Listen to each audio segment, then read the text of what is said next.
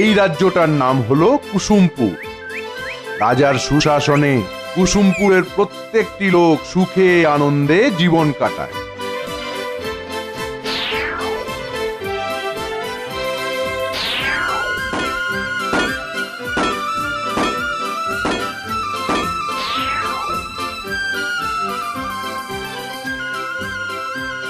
কিন্তু রাজার মন যে আজ বড়ই চঞ্চল।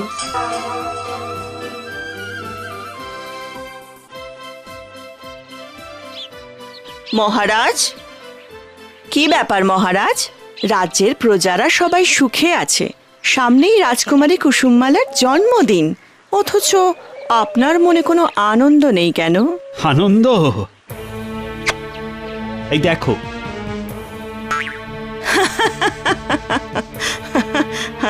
এই একটা পাকা চুলের জন্য আপনার মন খারাপ?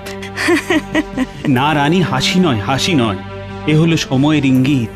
আমি আর কতদিন আমাদের আদরের এই কুসুমপুর আর কুসুমমালাকে আগলে রাখবো। কি যাতা বলছেন? আমি জানি যে যতদিন আমরা আছি ততদিন এই রাজ্যের বা আমাদের মেয়ের কোনো চিন্তা নেই। কিন্তু আমাদের অবর্তমানে কি হবে এই রাজ্যের, কি হবে কুসুমমালার? আমাদের পুণ্যে আর প্রজাদের আশীর্বাদে ও নিশ্চয়ই ভালো থাকবে। না রানী, শুধু প্রজাদের আশীর্বাদ নয়, আরো বেশি কিছু দরকার।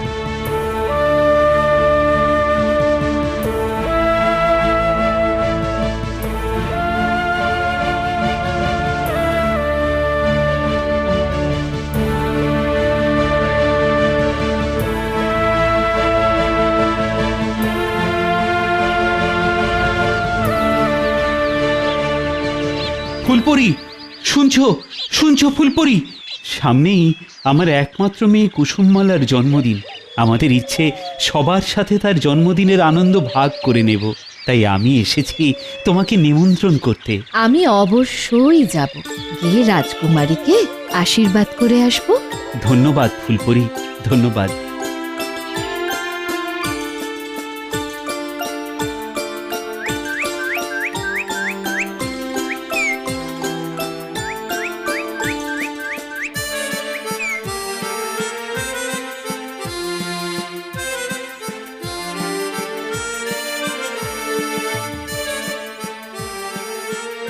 শুনছো ফলপরি?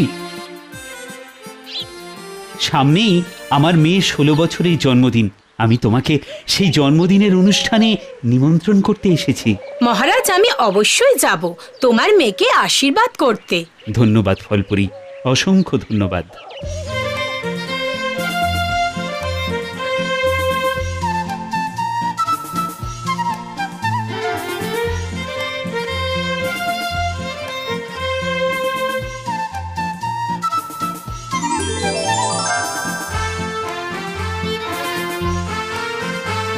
আমি অবশ্যই যাব তোমার মেয়ের জন্মদিনে তাকে আশীর্বাদ করতে। ধন্যবাদ জলপরি, ধন্যবাদ।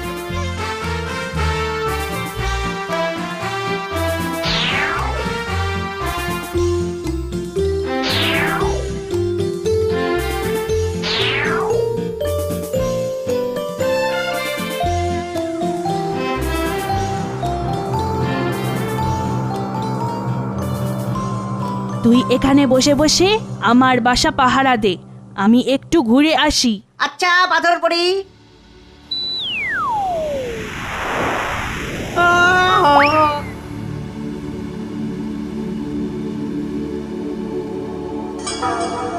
পাথরপরি,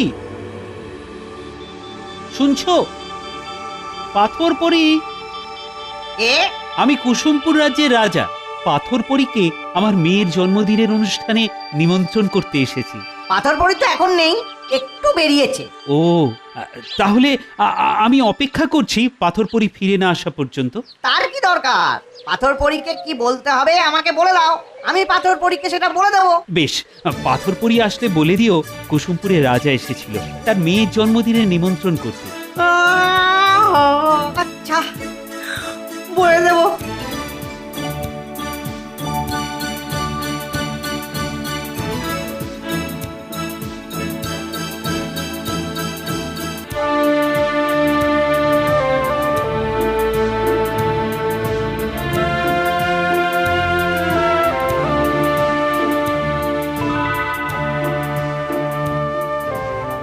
এই এই ওঠ ওঠ। এই, তোকে বলে গেলাম আমার বাসা পাহারা দিতে, আর তুই ঘুমোচ্ছিস? কেউ এসেছিল আমার খোঁজ করতে? কই না তো। বেশ। দেখতে দেখতে চলে এলো রাজকুমারীর জন্মদিন। গোটা রাজবাড়ি জুড়ে বিশাল আয়োজন। পরীরা কখন আসবে বাবা? আসবে মা, ঠিক সময় হলে আসবে। আমি সব পরিদের নিজে গিয়ে নেমন্তন্ন করে এসেছি এবং তারা সবাই আমার নিমন্ত্রণ গ্রহণ করেছে।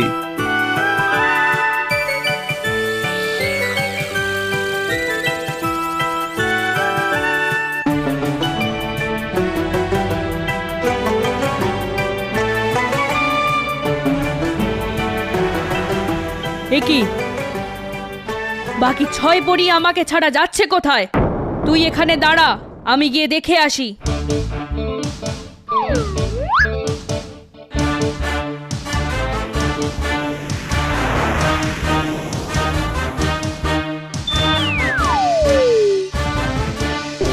এ কি, রাজবাড়ি ফুল দিয়ে সাজানো হয়েছে? তার মানে নিশ্চয়ই কোনো শুভ অনুষ্ঠান হচ্ছে রাজবাড়িতে। রামাকে সেখানে নিমন্ত্রণ করা হয়নি। এত বড় সাহস ওই রাজার! আজ আমি ওদের শান্তি নষ্ট করে ছাড়বো।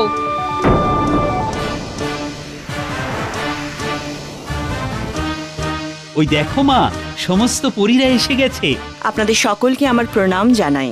আমার মেয়েকে 2 হাত ভরে আশীর্বাদ করুন, যাতে আমার মেয়ে অনেক বড় হয়, সে যেন এই রাজ্যের সবাইকে রক্ষা করতে পারে। তাই হবে। আমি বাতাস পড়ি, তোমার মেয়েকে আশীর্বাদ করছি। তোমার মেয়ের মন বাতাসের মতো স্বচ্ছ হবে। আমি গাছ পড়ি, রাজকন্যাকে আশীর্বাদ করছি।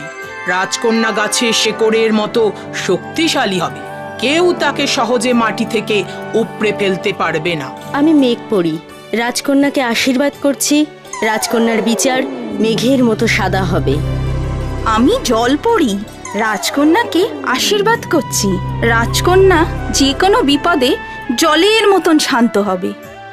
আমি ফল পড়ি, রাজকন্যাকে আশীর্বাদ করছি। রাজকন্যার রূপ রঙিন ফলের মতন হবে। তোদের এত বড় সাহস! তোরা আমাকে বাদ দিয়ে রাজকন্যার জন্মদিন পালন করছিস? আমি পাথর পড়ি, রাজকন্যাকে অভিশাপ দিলাম। রাজকন্যা সারা জীবন পাথরের মতো নিস্তেজ হয়ে ঘুমিয়ে থাকবে।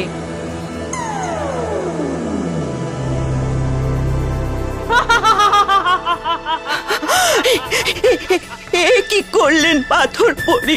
কি করলেন আপনি? আমার মেয়ে, আমার এটাই তোদের উচিত শিক্ষা। রাজকন্যা কোনো দিন ঘুম থেকে উঠবে না, সারা জীবন ঘুমিয়ে থাকবে নিস্তেজ পাথরের মতো। মা, চোখ খোলো, চোখ খোলো। ওঠো, ওঠো মা। এ আমার কি হলো? আমার সমস্ত সুখ শান্তি সব শেষ হয়ে গেল। শান্ত হও, শান্ত হও। সব ভুলে যেও না, এখনো রাজকন্যাকে আশীর্বাদ করা আমার বাকি আছে। আপনি আমার মেয়েকে বাঁচিয়ে তুলুন ফুলপরি। আপনার কাছে হাত জোর করছি আমি।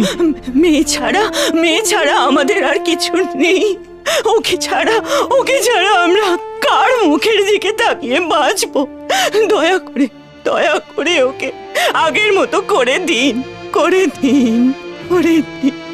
পাথরপুরীর অভিশাপ নষ্ট করার মতো ক্ষমতা আমার নেই, তবে তার অভিশাপ উড়িয়ে দেওয়ার ক্ষমতা আমার আছে। আমি ফুল পড়ি, আমি রাজকন্যাকে আশীর্বাদ করছি। যেদিন ফুলের মতো পবিত্র কোনো রাজকুমার এসে রাজকন্যাকে ছুঁয়ে দেবে, সেই দিনই রাজকন্যার ঘুম ভাঙবে। আর যতদিন না রাজকুমারীর ঘুম ভাঙছে, ততদিন এই কুসুমপুর রাজ্যের সবাই গভীর নিদ্রায় আচ্ছন্ন থাকবে।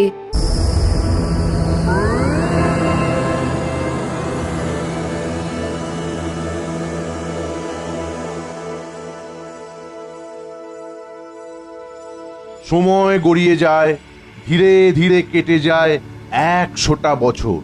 এই 100 বছরে কেউ রাজবাড়ির ছায়াও মারায়নি। মারাবে কি করে? রাজবাড়ি তো ঢেকে গেছে গভীর জঙ্গলে, আর তার ভেতরে গভীর নিদ্রায় আচ্ছন্ন সবাই। কিন্তু একদিন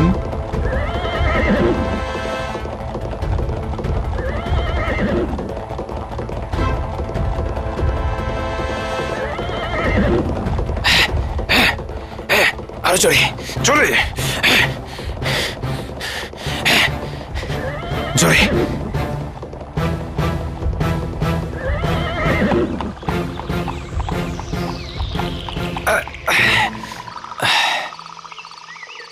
মনে হচ্ছে আমি সত্যিই পথ ভুল করেছি।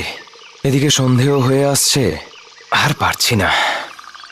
আশেপাশে বিশ্রাম নেওয়ার জায়গাও তো দেখছি না। দেখি ওই দিকটা গিয়ে একবার দেখি।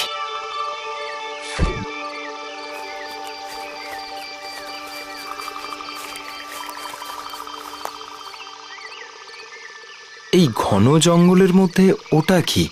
নিশ্চয়ই কোনো পোড়ো বাড়ি। যাই, আজকের রাতটা ওইখানে গিয়েই আশ্রয় নিই।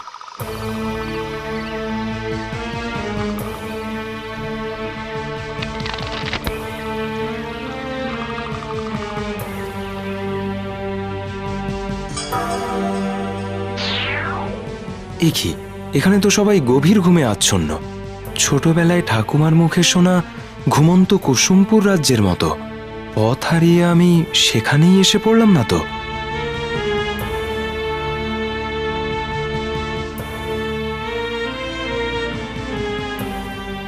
এ যে একেবারে গল্পের মতন, সবাই ঘুমিয়ে আছে।